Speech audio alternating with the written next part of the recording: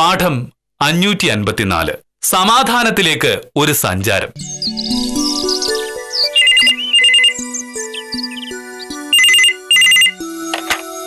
Hello, അതെ, മോഹനകൃഷ്ണനാണ്. ആഹാ, നമസ്കാരം sir. എന്തൊക്കെയുണ്ട് വിശേഷങ്ങൾ? എനിക്കെന്ത് വിശേഷം? ഇന്നലെ ഞാൻ താലൂക്ക് ഓഫീസ് വന്നിരുന്നു. സാറോട് ഉണ്ടായിരുന്നില്ല? അങ്ങനെ പോകുന്നു സാർ. വഴക്കോ? ഞാനും ഭാമ്യം തമ്മിലോ? ഏയ്, ഒരിക്കലുമില്ല സാർ. അല്ല, എനിക്ക് ഒരുപാട് ശത്രുക്കളുണ്ട്. അവര് പറയുന്നാവും. സാറിന് അറിയാലോ എന്നെ. അതെ സാർ, വേറൊന്നുമില്ല. ശരി സാർ.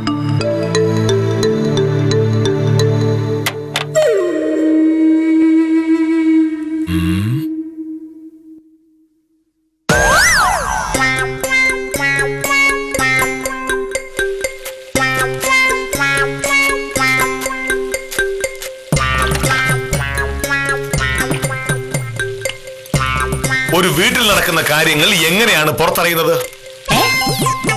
വീട്ടിലുള്ളവർ തന്നെ പുറത്തിറങ്ങി പറയുന്നത് കൊണ്ട്. ഭാര്യയും ഭർത്താവും തമ്മിൽ എന്തെങ്കിലുമൊക്കെ പ്രശ്നമുണ്ടെങ്കിൽ അത് പുറത്തു പോയി പറയുന്നത് അന്തസ്സില്ലാത്ത പരിപാടിയാണ്. അല്ലാതെ ഞാനും നീയും തമ്മിൽ എപ്പോഴും വഴക്കാണ് എന്ന് തഹസിൽദാരോട് ആരോ പറഞ്ഞിരിക്കുന്നു. ഈ വഴക്കിന്റെ കഥ എങ്ങനെയാ പുറത്തു പോയത്? ഞാൻ എന്തായാലും തഹസിൽദാരോട് ഒന്നും പറഞ്ഞിട്ടില്ല. എന്തിനാ തഹസിൽദാരോട് പറയുന്നത്? നീ നിന്റെ ആഫീസിലുള്ള ആരോടെങ്കിലും പറഞ്ഞിട്ടുണ്ടാവും, അല്ലെങ്കിൽ അയൽപക്കത്തുള്ള ആരോടെങ്കിലും എഴുന്നള്ളിച്ചിട്ടുണ്ടാവും. വീട്ടിൽ നടക്കുന്ന കാര്യം പുറത്തു പോയി പറയുന്ന ശീലവേ എനിക്കില്ല. സാധാരണ സാറ് വിദ്യാലക്ഷ്മി ഒക്കെ എപ്പോഴും പറയാറുണ്ട്, ഭാര്യയും ഭർത്താവും ആണെങ്കിൽ സത്യഭാമയെ മോഹനകൃഷ്ണനെ പോലെ ആവണമെന്ന്. ഇവിടെ നടക്കുന്ന കാര്യങ്ങളെ ഞാൻ ഓഫീസിൽ പോയി പറഞ്ഞിരുന്നെങ്കിൽ അവരിങ്ങനെ പറയുമായിരുന്നോ? പിന്നെ പിന്നെ തഹസിൽദാർ അങ്ങനെ കാര്യങ്ങൾ അറിഞ്ഞു? അദ്ദേഹത്തിന് എന്തായാലും ജോലിസമശമില്ലല്ലോ. ഇതൊന്നും എനിക്കറിഞ്ഞൂടാ മോഹനട്ടാ. പക്ഷേ നമ്മൾ തമ്മിൽ ഇടയ്ക്കിടയ്ക്ക് വഴക്കൂടുന്ന കാര്യം നാട്ടിൽ പലർക്കും അറിയാം. കഴിഞ്ഞ ആഴ്ച പലചരക്കടയിലെ മാധവൻകുട്ടി അതിനോട് ചോദിക്കുകയും ചെയ്തു. ശരി, മാധവൻകുട്ടി പറഞ്ഞാ മതി. സാധനങ്ങളൊക്കെ കിട്ടിയോ വക്കീലേ? മുളക് പൊടി മാത്രം കിട്ടിയില്ല. അത് നാളെ തരാം. അല്ലെങ്കിലും വക്കീലിന്റെ വീട്ടിൽ മുളക് പൊടി കുറച്ച് മതിയല്ലോ. മീൻകറിയിൽ എരിവ് കൂടിയതിന്റെ പേരിൽ ഇന്നലെ മോഹനേഷ് സാറും വക്കീലും കൂടി ഭയങ്കര വഴക്കല്ലായിരുന്നു.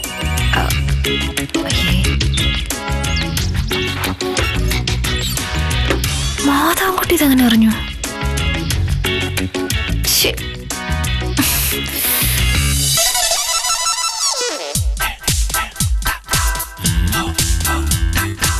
മീൻകറി എരിവ് കൂടിയതിന്റെ പേരിലുള്ള വഴക്ക് പുറത്തറിയണമെങ്കിൽ മീൻകറി കൂട്ടിയാൾ തന്നെ അത് പറയണ്ടേ? അക്കാര്യം മാധവൻകുട്ടിയോട് പറഞ്ഞത് മോഹനേട്ടൻ തന്നെയാണെന്ന് എനിക്ക് ഉറപ്പാ. ഞാൻ പറഞ്ഞിട്ടേ ഇല്ല. സത്യം പറഞ്ഞ അന്നത്തെ മീൻകറിക്ക് അത്ര എരിവ് കൂടുതലൊന്നും ഇല്ലായിരുന്നു.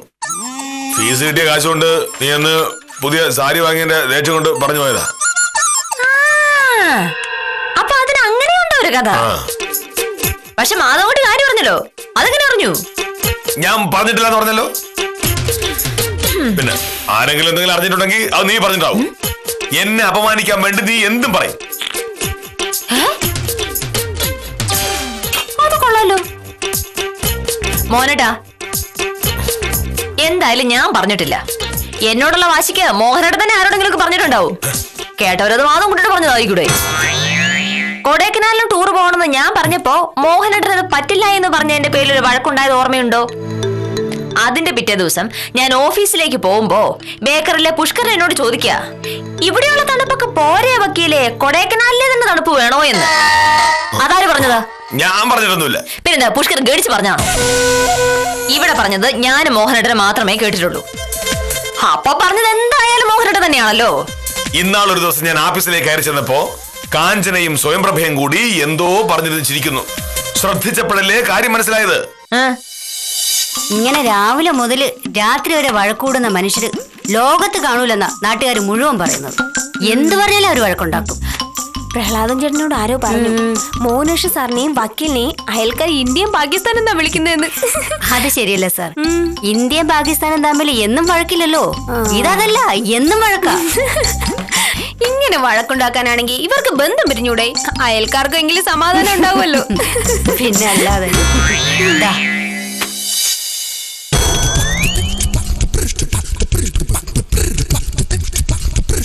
അന്നേ എനിക്കൊരു സംശയം തോന്നിയതാ, ഇവിടെ നടക്കുന്ന കാര്യങ്ങൾ ആരോ പുറത്തു പോയി പറയുന്നുണ്ടെന്ന്. ഭാമേ, ഇത് ശരിയാവില്ല. നാട്ടിലെ ആളുകൾ മുഴുവൻ വളരെയധികം ബഹുമാനത്തോട് കാണുന്ന ഒരു വില്ലേജ് ഓഫീസർ വീട്ടിൽ ഭാര്യയുമായി എപ്പോഴും വഴക്കാണെന്ന് പുറത്തറിഞ്ഞാൽ പിന്നെ ആളുകൾ എന്നെ എങ്ങനെ ഭാവിക്കും?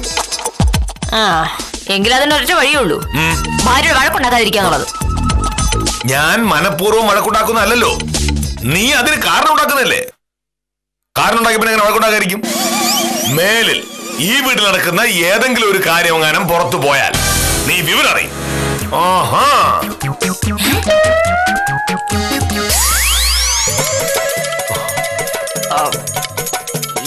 എനിക്കിപ്പോഴല്ലേ കാര്യം പിടികിട്ടിയത്. എന്ത്?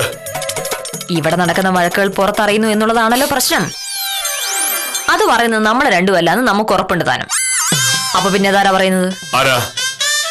ഒന്നുകിൽ ഉത്തമൻ. ഇവിടെ നമ്മൾ വഴക്കുണ്ടാവുമ്പോ പുറത്തുനിന്ന് വരുന്നത് ഉത്തമൻ മാത്രമല്ലേ. പിന്നെ ഒരു സാധ്യതയുള്ളത് അപ്പുറത്ത് താമസിക്കുന്ന പരമേശ്വരൻ ചേട്ടനാവാനാണ്. ഇവിടെ ഒച്ചത്തിൽ സംസാരിക്കുമ്പോ പരമേശ്വരൻ ചേട്ടനെ വീട്ടിൽ കേൾക്കാലോ. പിന്നെ എന്റെ മോഹനേട്ടന്റെ ശബ്ദം അങ്ങനെ ചെറിയ ശബ്ദമൊന്നുമല്ലല്ലോ, കതിര പൊട്ടിക്കുന്ന പോലെ അല്ലേ. അതുകൊണ്ടാണ് മോഹനേട്ടൻ വഴക്കുണ്ടാക്കിയത് മാത്രം കേട്ടത്. ഇവിടെ നമ്മൾ സംസാരിക്കുന്ന കാര്യം പരമേശ്വരൻ കേൾക്കേണ്ട കാര്യം എങ്ങനെ കേൾക്കാതിരിക്കും? കുറച്ചപ്പുറത്തല്ലേ ആ വീട്.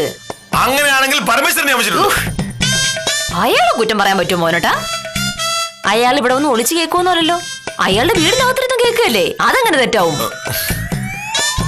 ഒരൊറ്റ വഴിയേ ഉള്ളൂ, കുറച്ചു ദിവസത്തേക്ക് നമ്മൾ വഴക്കുണ്ടാക്കാതിരിക്കുക. വഴക്ക് തുടങ്ങുന്ന നീയാണല്ലോ, ഞാനല്ലോ. ശരി, ഞാനായിട്ട് ഇനി ഒരു വഴക്കും തുടങ്ങില്ല. മോഹനേട്ടന് ക്ഷമിക്കണം.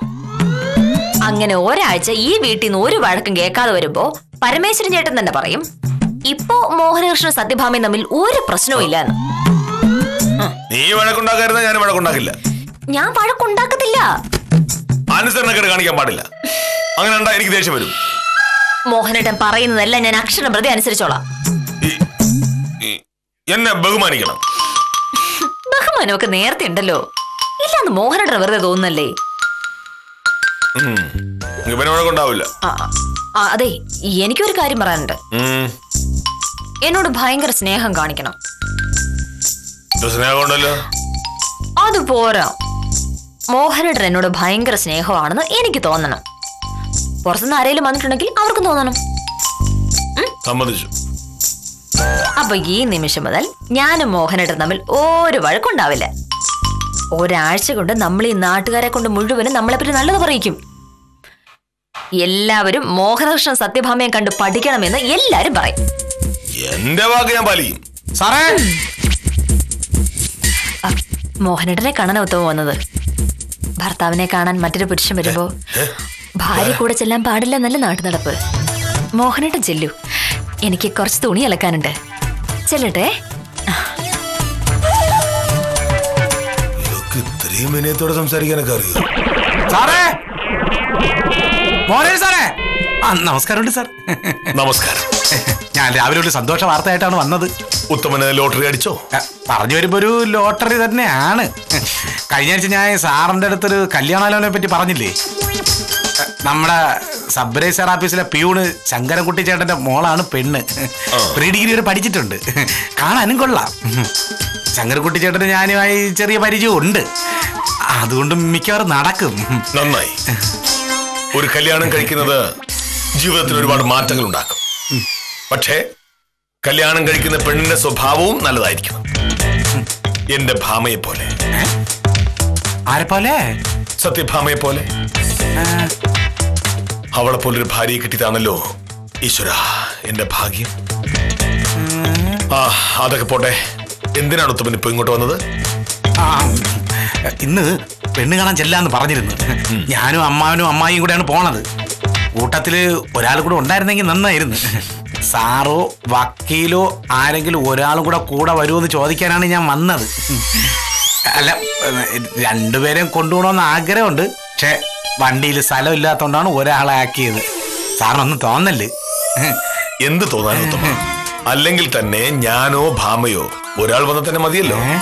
രണ്ടിൽ ആര് വന്നാലും രണ്ടുപേരും വരുന്ന പോലെ തന്നെയാ. ഉത്തമൻ ഭാമയും കൂട്ടിപ്പോയിക്കോളൂ. അപ്പൊ സാറ്? ഞാൻ കൂടെ വരുന്നത് ഉത്തമൻ അഭിമാനമാണ് എന്നെനിക്കറിയാം. പക്ഷേ പെണ്ണ് കാണാൻ പോകുമ്പോ കൂട്ടത്തിൽ ബുദ്ധിയും സൗന്ദര്യമുള്ള പെൺകുട്ടിയുള്ളത് നല്ലതാണ്. ഉത്തമന്റെ അമ്മായിക്ക് വലിയ വിദ്യാഭ്യാസം കാണില്ലല്ലോ. ഭാമ വരുന്നതാണ് ഏറ്റവും ഉത്തമം. അങ്ങനെയാണെങ്കിൽ സാറ് വക്കീലിനോടൊന്ന് പറഞ്ഞ. അവളപ്പുറത്ത് തുണി അലക്കാണ് തോന്നുന്നു. പാപം, വീട്ടുജോലികളെല്ലാം അവൾ തന്നെ ചെയ്യണ്ടേ. ഞാൻ പറഞ്ഞു എന്ന് തോന്നും പറഞ്ഞാൽ മതി, അവൾ അനുസരിക്കും. ചെന്നോളൂ, ഞാനല്ലേ പറയുന്നത്.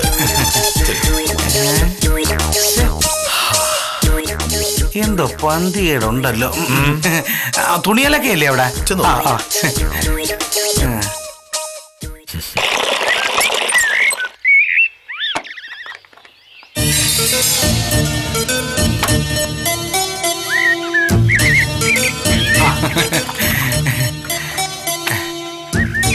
നമസ്കാരം ഉണ്ടോക്കില്ലേ? രാവിലെ തുണി അലക്കായിരിക്കും അല്ലേ? കണ്ടിട്ട് എന്താ തോന്നില്ലേ? തോന്നി, അതുകൊണ്ടാണല്ലോ ചോദിച്ചത്. പിന്നെ ഞാൻ വന്നത് വക്കീലിനൊരു സഹായം ചോദിക്കാനാ. എന്ത് സഹായ? കഴിഞ്ഞ ആഴ്ച ഞാൻ ഒരു കല്യാണാലോചന കാര്യം പറഞ്ഞിരുന്നില്ലേ? അത് ശരിയായി വന്നിട്ടുണ്ട്. പറഞ്ഞിരുമ്പോ ആലോചന കൊള്ളാം. ഇന്ന് പെണ്ണ് കാണാൻ പോവേണ്. വക്കീൽ എന്റെ കൂടെ ഒന്ന് വരണം. ഞാനോ? നമ്മുടെ കൂട്ടത്തൊരു വക്കീലുണ്ടെന്ന് പറയുന്നത് അഭിമാനമല്ലേ? വക്കീൽ വന്നേ പറ്റൂ. വക്കീലുണ്ടെന്ന് പറയുന്നതിനെക്കാട്ടിൽ അഭിമാനമല്ലോ ഉത്തമ വില്ലേജ് ഓഫീസർ ഉണ്ടെന്ന് പറയുന്നത്. മോഹനേട്ടനോട് വരാൻ പറ. ഞാൻ സാറിന്റെ അടുത്ത് പറഞ്ഞ്. അപ്പൊ സാറാണ് പറഞ്ഞത് പെണ്ണ് കാണാൻ പോകുമ്പോ ഒരു പെണ്ണ് കൂടെ ഉള്ളത് നല്ലതാണെന്ന്. പെണ്ണിനോട് എല്ലാ കാര്യങ്ങളും ചോദിച്ച് മനസ്സിലാക്കാൻ പറ്റുമല്ലോ എന്നും. അത് മാത്രമല്ല, വക്കീലിനെ പോലെ ബുദ്ധിയുള്ള ഒരു പെണ്ണ് കൂടെ ഉള്ളത് നല്ലതാണ്.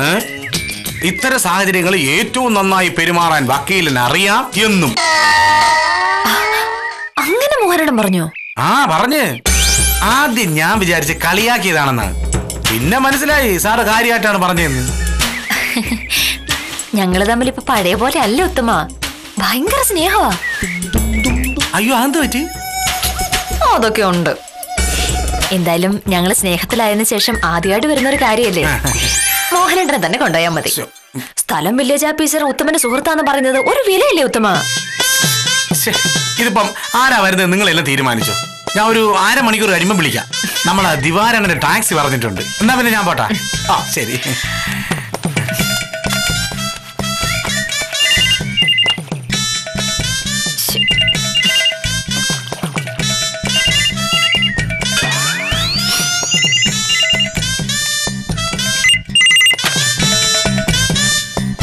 ഹലോ, അതെ, മോഹനകൃഷ്ണനാണ്. ആഹാ, ആരേത്? വിദ്യാലക്ഷ്മിയോ?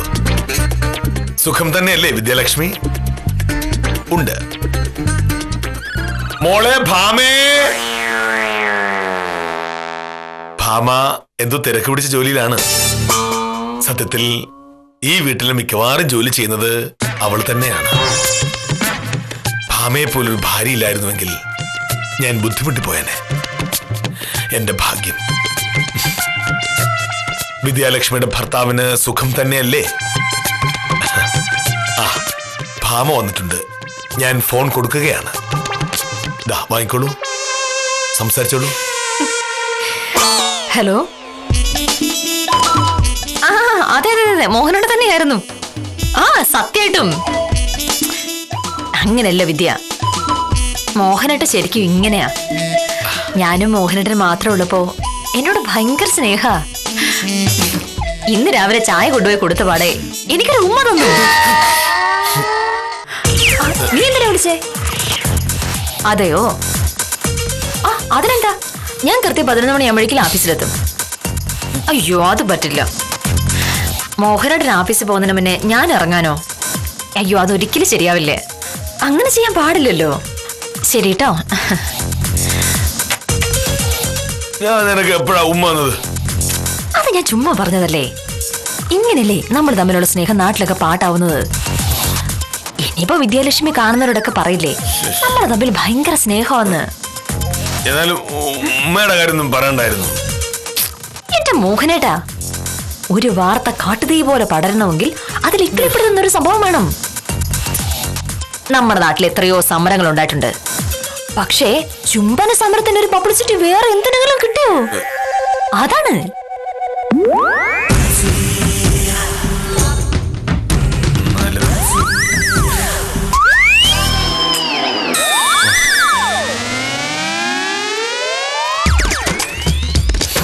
ഉത്തമന് പെണ്ണ് കാണാൻ നമ്മളിൽ ഒരാൾ കൂടെ ചെല്ലണമെന്ന് പറഞ്ഞപ്പോ ഉത്തമൻ കരുതിയത് നമ്മൾ അതിന്റെ പേരിൽ വഴക്കുണ്ടാക്കുമെന്നാ. പക്ഷെ ഞാൻ പറഞ്ഞു പെണ്ണ് കാണാൻ ഭാമയെ കൊണ്ടുപോയാൽ മതിയെന്ന്. ഉത്തമൻ എന്നോടത് പറഞ്ഞു. പക്ഷെ ഞാൻ പറഞ്ഞു മോഹനേട്ടൻ വരുന്നതാ നല്ലത്. മോഹനേട്ടൻ ഒരു വില്ലേജ് ഓഫീസർ അല്ലേ, അത് ഉത്തമനൊരു അഭിമാനമായിരിക്കും. പക്ഷെ നീ പോയാ മതി. ഞാൻ പറഞ്ഞു പോയല്ലോ നീയാണ് ചെല്ലുന്നതെന്ന്. അത് സാരല്ല, മോഹനേട്ടൻ പോയാ മതി. അത് തന്നെയായിരിക്കും ഉത്തമന് സന്തോഷം. പക്ഷേ ഞാൻ പറയുന്നതൊക്കെ അനുസരിച്ചു കൊള്ളാമെന്ന് നീ കുറച്ചു മുമ്പ് പറഞ്ഞതാണ്. ഇപ്പൊ ഞാൻ പറയുന്നു നീ പോയാ മതിയെന്ന്. അപ്പൊ നീ എന്താ ചെയ്യേണ്ടത്? അനുസരിക്കണം. പക്ഷെ മോഹനേട്ടനെ ബഹുമാനിച്ചു കൊള്ളാമെന്നും ഞാൻ പറഞ്ഞില്ലേ. ഒരു പുരുഷൻ വീട്ടിലുള്ളപ്പോ സ്ത്രീ പെണ്ണ് കാണാൻ ചടങ്ങിന് പോകുന്നത് ശരിയല്ല. ബഹുമാനക്കുറവാവൂ അത്. മറ്റുള്ളവർ കാണുകയെ നിന്നെ സ്നേഹിക്കണമെന്ന് നീയല്ലേ എന്നോട് പറഞ്ഞത്. പെണ്ണ് കാണാൻ പോകാനുള്ള അവസരം നിനക്ക് തന്ന് നിന്നെ ഞാൻ സ്നേഹിക്കുന്നതായി ഉത്തമനെ ബോധ്യപ്പെടുത്താനാണ് ഞാൻ അങ്ങനെ ചെയ്തത്. ഉത്തമനത് ബോധ്യപ്പെട്ടല്ലോ. ഇനിയിപ്പോ മോഹനേട്ടൻ തന്നെ എന്തായാലും പോയാൽ മതി. 11 മണിക്ക് ഓഫീസ് ചെല്ലാമെന്ന് ഞാൻ വിദ്യാലക്ഷ്മിയോട് പറഞ്ഞത് മോഹനേട്ടൻ കേട്ടതല്ലേ. എനിക്ക് അതിനു മുമ്പ് ഓഫീസിൽ പോകണമെന്ന് നീ വിദ്യാലക്ഷ്മിയോട് പറഞ്ഞല്ലോ. എനിക്ക് വലിയ ഓഫീസിൽ പോയേ പറ്റൂ. ഇതെവിടെ തന്നെയാ മോഹനേട്ടാ? എന്നോട് സ്നേഹമുണ്ടെന്ന് മോഹനേട്ടൻ പറഞ്ഞത് സത്യമാണെങ്കിൽ മോഹനേട്ടൻ തന്നെ പോയാൽ മതി പെണ്ണ് കാണാൻ. എന്നെ അനുസരിക്കാമെന്ന് നീ പറഞ്ഞത് നേരാണെങ്കിൽ നീ തന്നെ പോണം. എനിക്ക് ഓഫീസിൽ പോയിട്ട് 100 കൂട്ടം ജോലിയുണ്ട്. അതിനിടെ പെണ്ണ് കാണാൻ പോലെ എനിക്ക് നേരില്ല മോനേട്ടാ. എന്തായാലും ഒരു കേസില്ല വക്കീലിനെ കാലം തിരക്കുണ്ട്. ഉത്തരവാദിത്തപ്പെട്ട വില്ലേജ് ഓഫീസർക്ക് പെണ്ണ് കാണാൻ നീ പോയാൽ മതി. ഞാൻ പോവില്ല. ഉത്തമ കല്യാണം കഴിക്കുകയില്ലയോ എന്നുള്ളതല്ലോ എന്റെ പ്രശ്നം. എനിക്ക് എന്റെ കക്ഷിയുള്ള കാര്യം നോക്കണം. മോഹനേട്ടൻ തന്നെ പോയാൽ മതി ഉത്തമന്റെ കൂടെ. പിന്നെ തൊഴിലൊന്നുമില്ലാതെ നാട് തന്നെ നടക്കുന്ന ഒരു സാധാ ബ്രോക്കർക്ക് പെണ്ണ് കാണാൻ പോകാനല്ല സർക്കാർ എനിക്ക് മാസം ശമ്പളം എന്നെ തരുന്നത്. നീ പോയാ മതി. ഞാൻ പോവില്ല എന്ന് പറഞ്ഞിട്ടുണ്ടെങ്കിൽ പോവില്ല മോനേട്ടാ. വെറുതെ ഈ കാര്യത്തിൽ ഒരു തർക്കം വേണ്ട. നീ എന്റെ ഭാര്യയാണെങ്കിൽ നിന്നെ അനുസരിപ്പിക്കാൻ എനിക്കറിയാം. അയ്യടാ, അനുസരിപ്പിക്കാൻ അങ്ങോട്ട് വാ. വെറുതെ വരട്ട് വേണ്ട കേട്ടോ. ഇതിലും വലിയ വരട്ട് വേണ്ടിട്ട് പേടിച്ചിട്ടില്ലേ സത്യഭാമ? പിന്നല്ലേ ഇതാ ഞാൻ പറയുന്നത്. നീ ഒരു ധിക്കാരിയാണെന്ന്. എന്നായാലും മോഹനേട്ടനെക്കാളും ഭേദമാ ഞാൻ. മോഹനേട്ടാ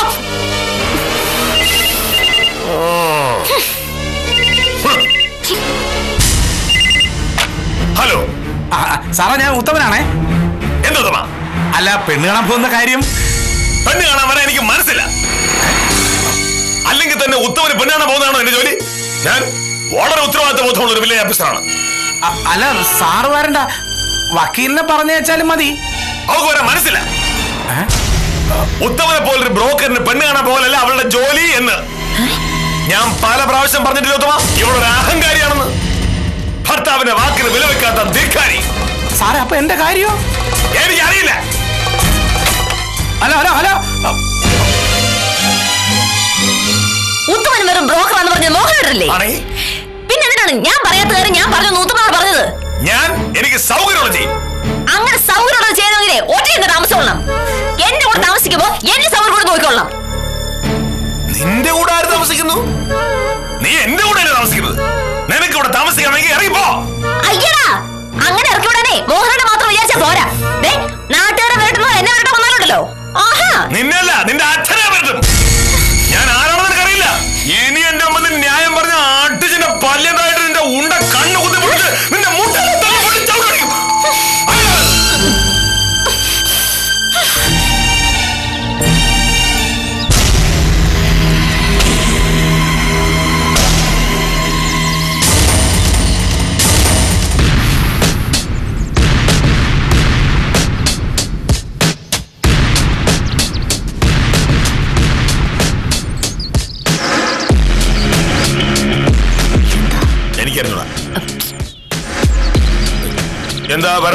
എന്താ നിങ്ങളുടെ ഉദ്ദേശം? എന്ത്? സാറൊന്ന് ഇറങ്ങി വാ. നിങ്ങോട്ട് വാ. നിങ്ങൾ രണ്ടുപേരും തമ്മിൽ എന്നും വഴക്കുണ്ടാകുന്നത് കാരണം ഞങ്ങൾക്ക് സമാധാനമായി വീട്ടിൽ കഴിയാൻ വയ്യാഞ്ഞിട്ട് കാലം കുറയായി. എവരൊക്കെ ഇതിനു മുമ്പേ പരാതിയായിട്ട് വന്നതാ. ഞാൻ പറഞ്ഞു പോട്ടെ, മോഹനേഷ് സാറും വക്കീലും അല്ലേ, ഇതൊരു തമാശയായിട്ട് എടുത്താൽ മതിയെന്നാ. പക്ഷെ ഇന്നിപ്പോ എനിക്കും വീട്ടിൽ ഇരിക്കാൻ പറ്റാതായി. അതിപ്പോ ഞാൻ എന്റെ വീട്ടിൽ നിന്ന് എനിക്ക് തോന്നുന്ന പോലെ സംസാരിക്കും. അത് ചോദിക്കും നിങ്ങളാരാ? എങ്കിൽ പിന്നെ ഞങ്ങൾക്ക് ഇഷ്ടമുള്ള അങ്ങ് ചെയ്യും. അപ്പൊ പിന്നെ പരാതി പറയാൻ വരരുത്. നിങ്ങൾ എന്ത് ചെയ്യും? ഇവിടെ കൂവും പാട്ടും പാടും, വേണ്ടി വന്നാ പടക്കവും പൊട്ടിക്കും. മോഹനേഷ് സാറേ, ഒരു തർക്കം വേണ്ട. സാറിന് സമാധാനമായി സാറിന്റെ വീട്ടിലിരിക്കാൻ അവകാശം ഉള്ളതുപോലെ ഞങ്ങൾക്ക് ഞങ്ങളുടെ വീട്ടിലിരിക്കാൻ അവകാശമുണ്ട്. നിങ്ങളുടെ ഈ വഴക്ക് പറ്റില്ല. അല്ല, അതിന് ഞങ്ങൾ തമ്മിൽ വഴക്കൊന്നുമില്ല പരമേശ്വരൻ ചേട്ടാ. സത്യത്തിൽ ഞങ്ങൾ തമ്മിൽ വഴക്കുണ്ടാക്കിൽ എങ്ങനെ ഇരിക്കുമെന്ന് അറിയാനായി ഒരു പരീക്ഷണം നടത്തിയതായിരുന്നു. അത്തരം പരീക്ഷണം ഇനി വേണ്ട. മേലിൽ ഇമാതിരി ബഹളം ഉണ്ടായ ഞങ്ങൾ പോലീസിൽ പരാതിപ്പെടും. അപ്പൊ പിന്നെ പിണങ്ങിയിട്ട് കാര്യമില്ല. ഞങ്ങളും ഒക്കെ കല്യാണം കഴിച്ച് തന്നെയാ ജീവിക്കുന്നത്. പക്ഷെ നിങ്ങളെപ്പോലെ വഴക്കുണ്ടാക്കുന്ന ഭാര്യയും ഭർത്താവിനെ ഈ ഭൂമി കണ്ടിട്ടില്ല. ഇനി ഒരിക്കൽ കൂടെ ആവട്ടെ. പറ.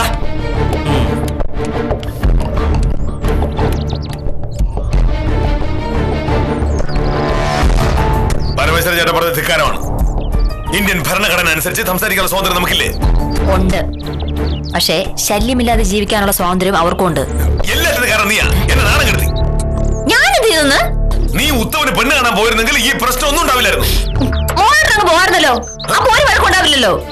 അപ്പൊ എല്ലാ വഴക്കിനും കാരണം മോഹനേട്ടൻ.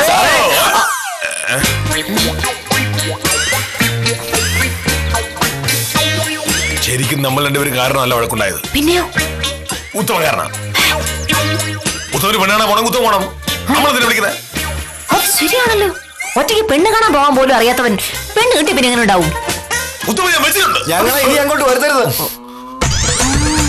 മോഹനകൃഷ്ണനും സത്യഭാമയും വഴക്കുണ്ടാക്കുന്നത് നിർത്തുമെന്ന് ആരെങ്കിലും കരുതിയിട്ടുണ്ടെങ്കിൽ അവർക്ക് തല്ലിന്റെ കുറവാണ്. ഈ രണ്ട് വിചിത്ര മനുഷ്യർ ജനിച്ചത് തന്നെ വഴക്കുണ്ടാക്കാനാണെന്ന സത്യം ഇനിയും മനസ്സിലാവാത്തവരോട് സഹതപിച്ച് ഇന്നത്തേക്ക് വിടാം. കാര്യം നിസ്സാരം തുടരുന്നു.